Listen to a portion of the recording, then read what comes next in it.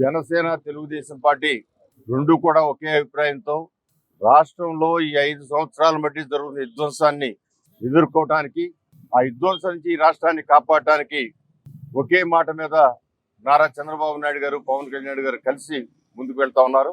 ఈ రాష్ట్రంలో ఉన్న పరిస్థితులన్నీ కూడా తెలుసుకున్న కేంద్ర ప్రభుత్వం, ఈ రాష్ట్రంలో ప్రజల యొక్క ఉద్దేశం కూడా తెలుసుకున్న కేంద్ర ప్రభుత్వం, అంటే ప్రతిరోజు కూడా వాళ్ళకి క్షేత్రస్థాయిలో ఇంటెలిజెన్సీ ఏ విధమైన రిపోర్ట్లు ఇస్తా ఉందో వాటిని తెలుసుకొని వాళ్ళు స్వయంగా నారా చంద్రబాబు నాయుడు గారిని ఎన్డీఏలోకి రండి అని పిలవటం జరిగింది.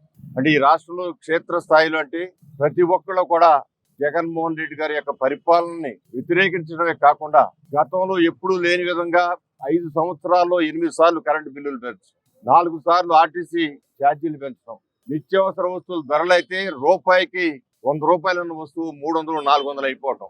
ఇలాంటి పరిస్థితుల్లో వాళ్ళకు వచ్చిన పథకాల కంటే వాళ్ళ కుటుంబంలో అయ్యే ఖర్చు 10 రెట్లు ఎక్కువ. 10,000 పథకం వస్తే 1,00,000 రూపాయలు ఖర్చు అవుతాం. ఇవన్నీ తెలుసుకున్న ప్రతి మహిళ కూడా దీన్ని వ్యతిరేకిస్తూ మాట్లాడి కూడా నిన్న కేంద్ర ప్రభుత్వం ఏవైతే కేంద్ర ప్రభుత్వం యొక్క డబ్బులను కూడా తన పేరు పెట్టుకుని చలామణి చేస్తున్న విధానాన్ని కూడా వ్యతిరేకిస్తూ వాళ్ళు ఎన్డీఏలో చేరమని అడగడం జరిగింది. నారా చంద్రబాబు నాయుడు గారు ఈ రోజే కాదు, గతంలో కూడా బీజేపీతో జతగట్టి ఎలక్షన్లోకి వెళ్ళిన సందర్భం ఉంది.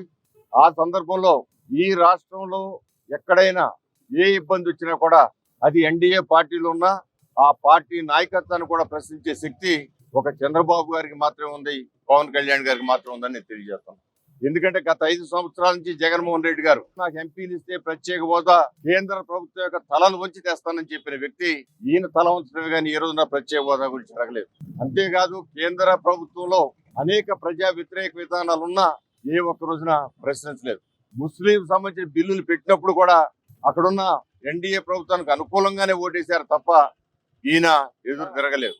ఆ విధంగా ఈయన కంటే జగన్మోహన్ రెడ్డి గారిని ఓడించడమే జయంగా అందరినీ కూడా కలుపుకొని ఈ రాక్షస ప్రవృత్తి కలిగిన వ్యక్తి నుంచి ఈ రాష్ట్రాన్ని కాపాడాలని చెప్పి ముందుకు వెళ్ళడం జరుగుతూ ఉంది.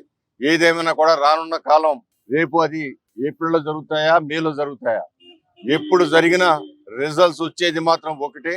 జనసేన తెలుగుదేశం పార్టీ ఒక ఘనమైన విజయం అంటే సుమారు 165 సీట్లు వచ్చే విధంగా విజయం సాధించబోతున్నారని కూడా నేను తెలియజేస్తున్నాను.